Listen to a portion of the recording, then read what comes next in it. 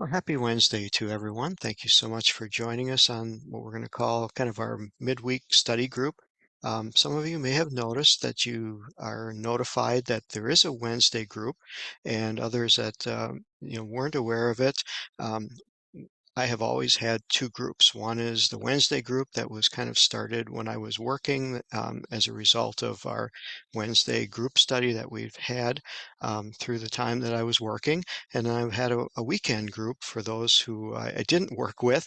And I thought because of changing to the Book of Ruth or moving to the Book of Ruth, and because of how the weekend group is kind of including some of the New Testament, I thought I would just merge the two together. So that's why you may get an invitation for the weekend if you've never been invited to that, or you may get an invitation to the Wednesday class. So feel free to join the Wednesday class, and you can listen. It's only a half an hour long. I don't start the recording until about 5 minutes after 12. So even if you feel you can't log in right away at 12 o'clock, no worries.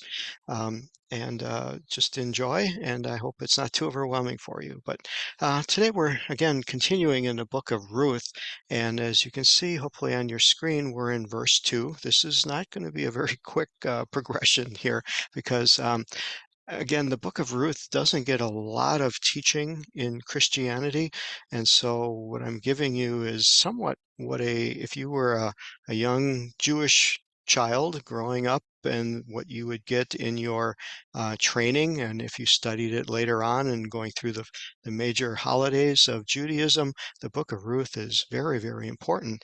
And what it tells us in its totality is it's from Ruth that comes David's grandma.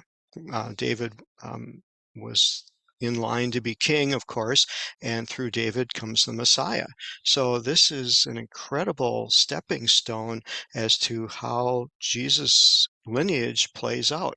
And what's incredible, and what I'm hoping I can show here, is how much of a challenge it was for this to all fall into place, at least from our own thinking. Obviously, through this, I hope to show God's divine inspiration and God's divine working. But in Judaism, in their teaching, we get to see the stumbling blocks or potential stumbling blocks more than what maybe we notice in Christian teaching.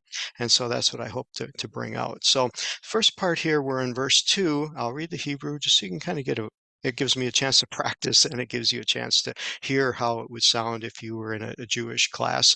So it would be Vashem Ha'ish Eli-melech. Now, Eli-melech, we probably never heard that in English because we would call him Elimelech, or that's how it's transcribed in English. But to a Jewish person, it would be Eli-melech, and they would recognize right away that this is a compound word.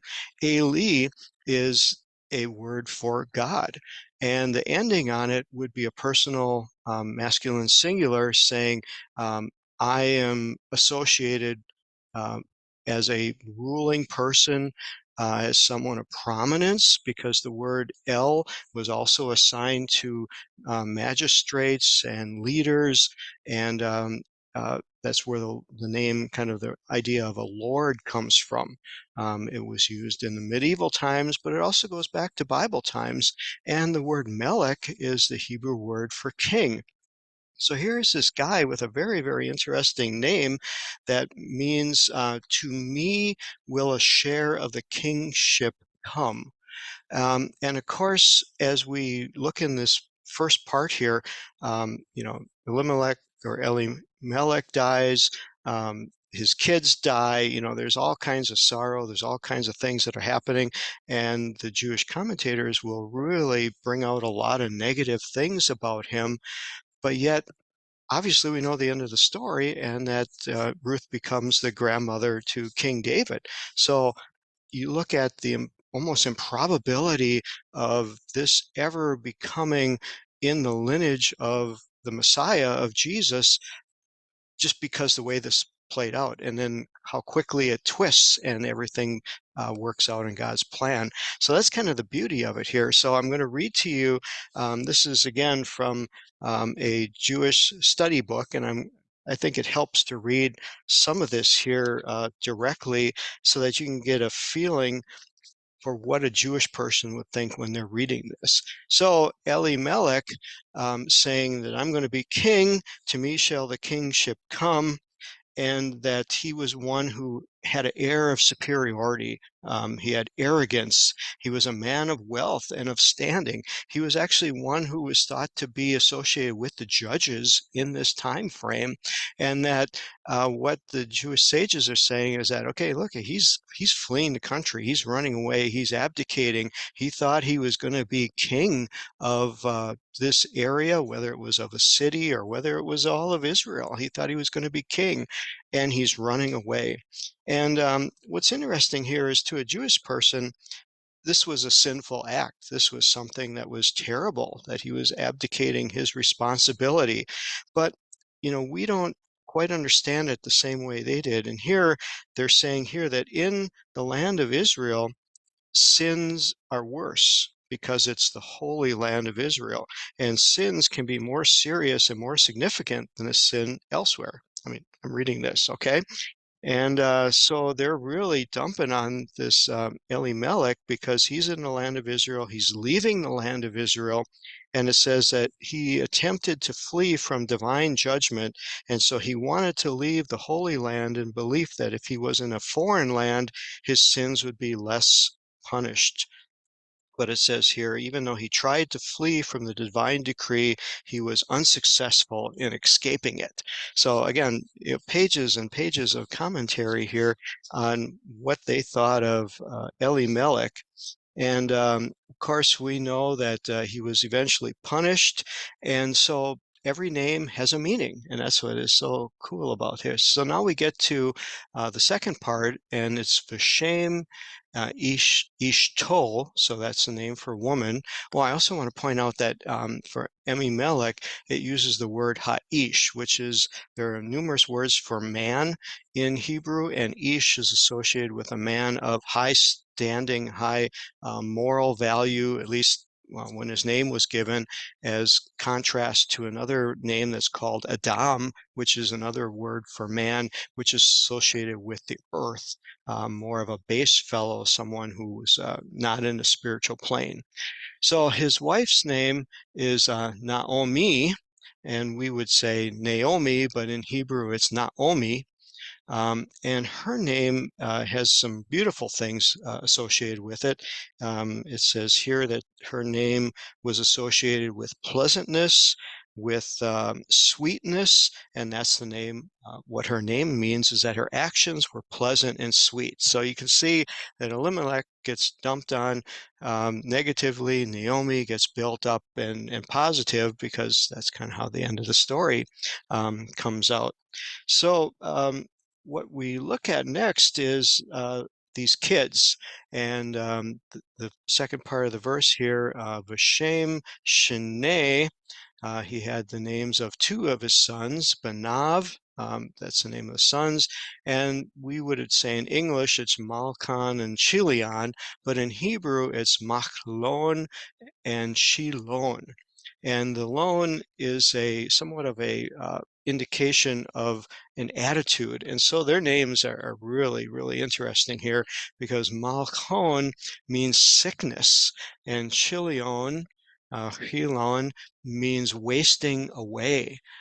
These are not names that Naomi would have given to these kids when they were born, because they are just horrible names.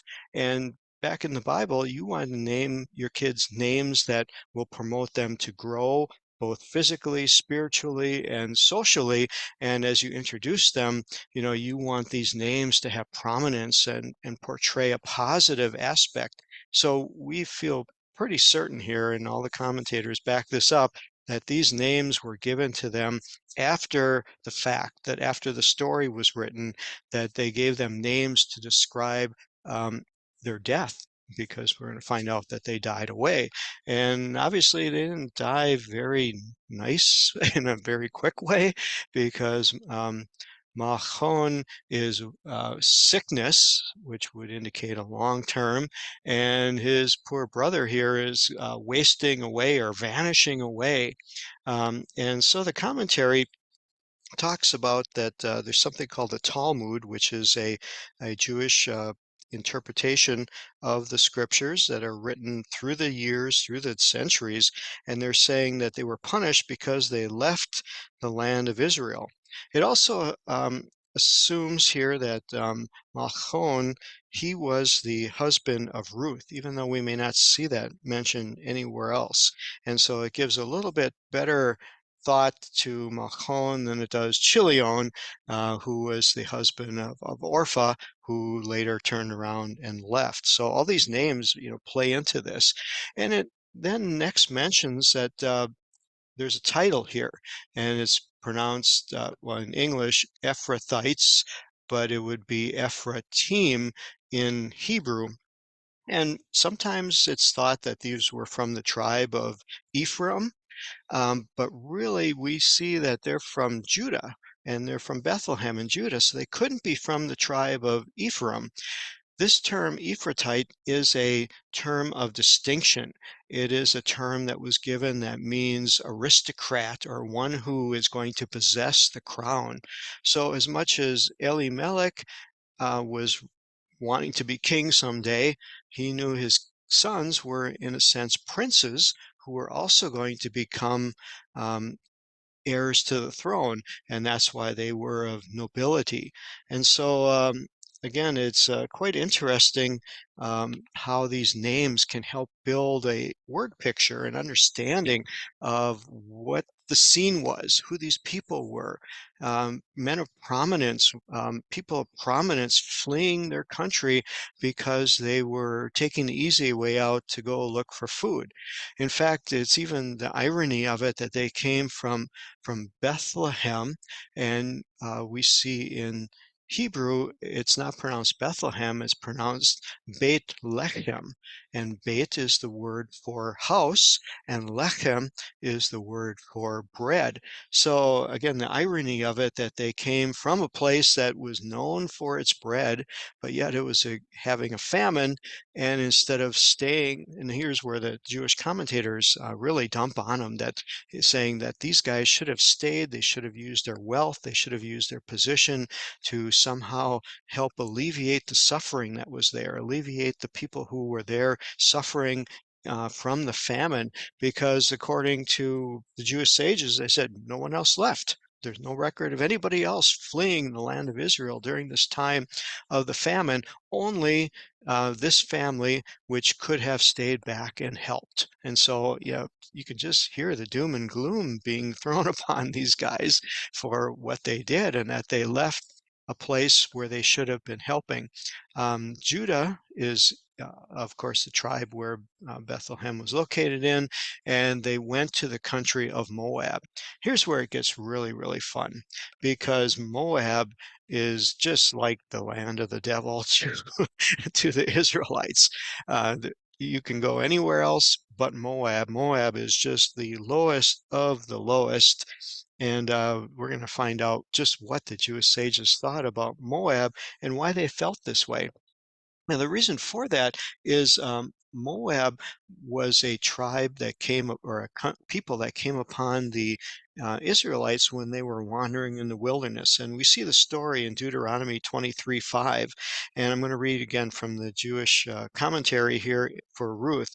And it said that the reason that Eli-melech and Naomi and the two sons went to Moab is because they felt drawn to the Moabites whom they resembled. See, they're trying to give them just a bad reputation and bring out all their bad characteristics.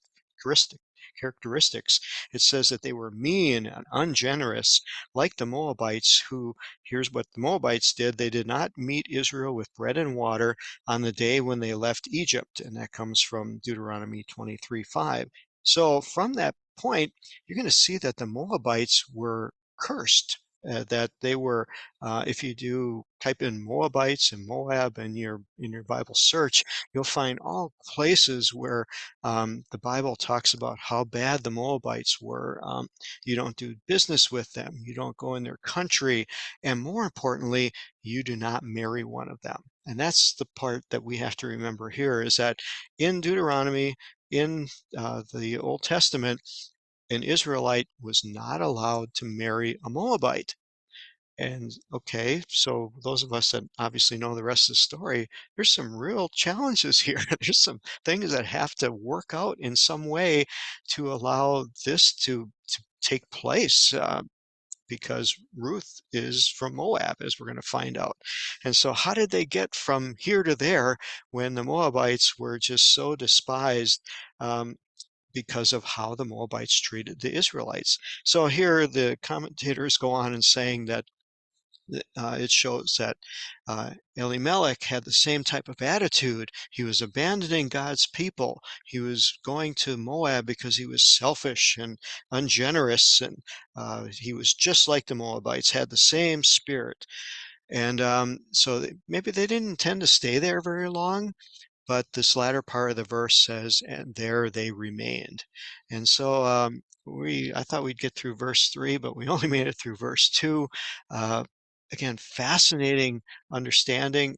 You have the mindset, you know what's going to happen as we get into the next verses, where we just take this concept and take it a little bit further as to, okay, how did they die? What happened and what's leading up to how someone from Moab is going to be allowed to marry into the Jewish faith and not only just be a part of it, but have the Messiah come from someone who's so despised and so outcast. And it's going to be a fun ride. So thanks so much for joining us. Hope you enjoy it. And God bless you all. And we'll see you next week.